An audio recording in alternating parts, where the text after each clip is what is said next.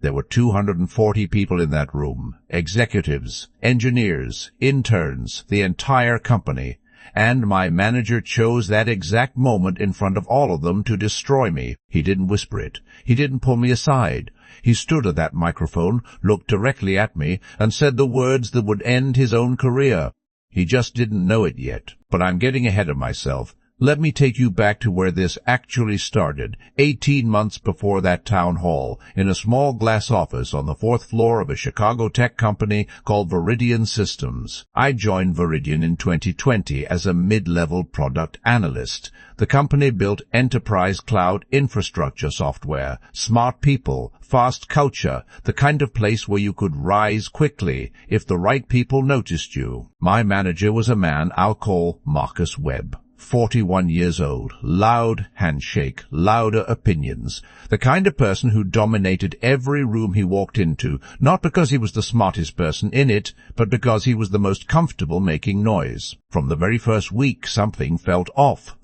Marcus had a habit. Whenever I spoke in meetings, he would wait until I finished and then repeat exactly what I said, slightly louder, as if he were translating my words into a language the room could finally understand. At first I told myself it was unintentional. Maybe he just processed things out loud. Maybe he wasn't even aware of it. I gave him 6 months of benefit of the doubt. That was my first mistake. Because it wasn't unintentional. It was a system. And I was not the first person he had run it on. I would find that out much later, but by then the damage had already been done in front of 240 witnesses. The quarterly town hall was held on a Thursday morning in March 2022. Every employee in the company was required to attend in person, no exceptions. The CEO, a woman named Dr. Alison Park, ran these sessions herself. Direct. No nonsense. The kind of leader who remembered your name after one conversation. I had been working for 3 weeks on a new client retention framework. It was detailed, data-backed, and I had quietly shared an early draft with Marcus the previous Friday, asking for feedback before I formalized it for the product team. He had read it. I know he had read it because he replied with one line, "Interesting direction. Let's discuss Monday." Monday came and went. He never brought it up. I should have seen what was coming. But I didn't, because I still believe that professional spaces operated on a basic level of decency. That was my second mistake. 40 minutes into the town hall, Marcus took the microphone for the team update segment. He talked about Q1 performance. He talked about pipeline growth. And then, without warning, without context, without a single word to me beforehand, he said, "My name." He said it like an accusation. He told the entire company that I had submitted a half-baked framework to the product team, that it lacked rigor, that it showed a fundamental misunderstanding of how enterprise clients actually behave.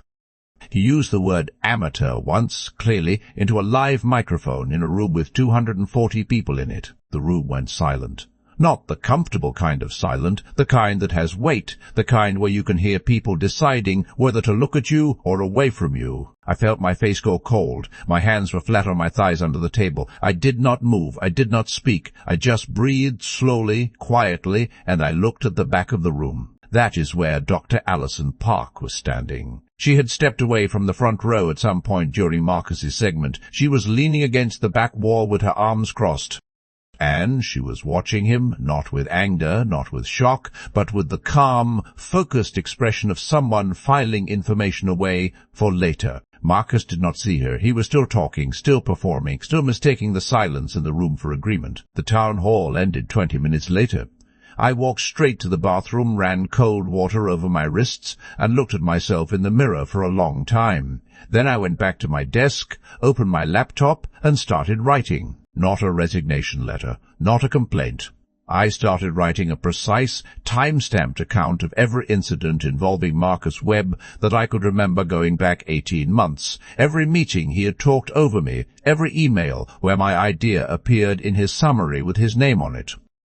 Every time he had undermined me, quietly, professionally, with a smile. I wrote for 4 hours. The document was 11 pages long, and I had barely scratched the surface. The next morning I received a calendar invite from Dr. Alison Park's executive assistant. Subject line, "Brief check-in, Dr. Park." Time, 9 a.m. The following day. My name only. No one else on the invite. I sat with that invite for a long time. I didn't know if it was good or bad. I didn't know if I was about to be managed out or listened to. I printed my 11 pages. I put them in a folder.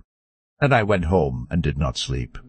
Dr. Park's office was on the top floor, corner window, city below. She was already seated when I arrived 1 minute early. She did not have her phone out. She was simply waiting. That told me everything I needed to know about the kind of person she was. She spoke first. She said, "I want you to know that what happened yesterday was not acceptable, and I want to hear everything." I placed the 11 pages on her desk. I did not perform emotion. I did not raise my voice. I walked her through 18 months of documentation, calmly, specifically, with dates and examples and names. She did not interrupt me once. When I finished, she was quiet for a moment. Then she said, "How long have you been carrying this?" I told her 18 months. She closed the folder. She looked out the window, and then she said, "That ends today." I did not know exactly what those 3 words meant, but I felt something shift in the room when she said them, the kind of shift that happens when a decision has already been made and someone is simply informing you of the outcome. Here is what I later pieced together from people I trusted inside the company.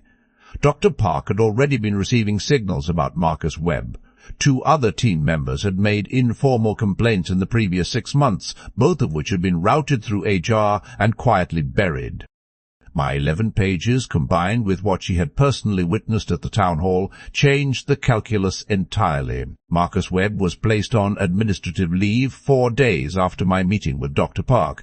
The official communication to the team was vague, a period of internal review. Nobody was fooled. In tech companies, administrative leave is a waiting room. Everyone knows what it means. 3 weeks later, Marcus Webb's name disappeared from the company directory. His Slack account was deactivated. His office was empty by a Tuesday morning. No farewell email, no goodbye message. He was simply gone. 6 weeks after that, I was called back into Dr. Park's office. This time there were 2 other people in the room, the chief product officer and the head of people operations. They offered me Marcus Webb's role, restructured, expanded with a new title, Director of Product Strategy. I asked for 48 hours to think about it, not because I was unsure, but because I had learned the hard way never to make a major decision in a room where other people want something from you. I accepted on a Thursday morning. My salary increased by $67,000. My team grew to 11 people, and on my first day as director, I held a team meeting. I sat at the head of the table, the same table where Marcus had once talked over everything I said, and I asked every single person in that room one question: "What have you been waiting for permission to say?" The room was quiet for a moment, and then, one by one, they started talking, and I listened, every single word. I think about that town hall sometimes. 240 people, a live microphone, a man so convinced of his own power that he used a company-wide meeting to humiliate someone he considered beneath him. He forgot one thing.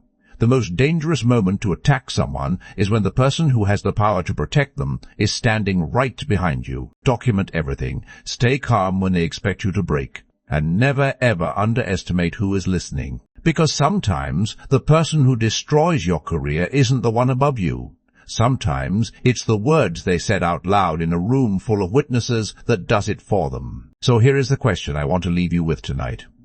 Is there someone in your workplace right now, someone with a title and a microphone who believes there are no consequences for how they treat people below them? Because there are always consequences. They just don't always arrive on schedule.